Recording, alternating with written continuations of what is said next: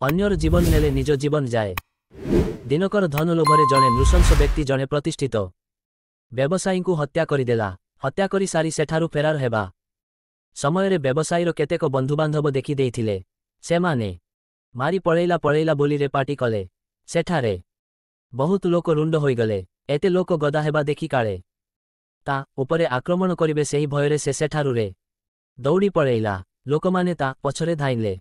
हत्याकारी जनक दौड़ी दौड़ी एक नदी कूଳରେ पहुँचीगले। सेठारे एक सिंह पानी पीबा पाई आसुथिला। जेमिति सिंहटी लोकटीकु देखिछि सांगे सांगे ताकु आक्रमण कला।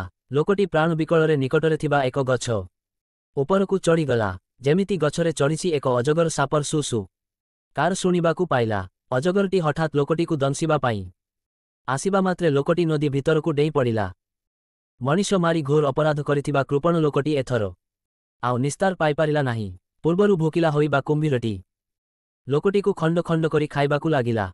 अति निर्दय भावे अन्यकु हत्या करिथिबारु कृपण लोकटीर जीवन गला। केही तांकु मारिबा पूर्वरु प्रकृतिर कोपरे से विलीन होइगला। निज स्वार्थ पाई परलोकंकु जे जीवनरु मारि थाए निजर जीवन अन्य हाते जाए। नरकपुरे घांटी हुए अयथारे काहा मनरे न देबो।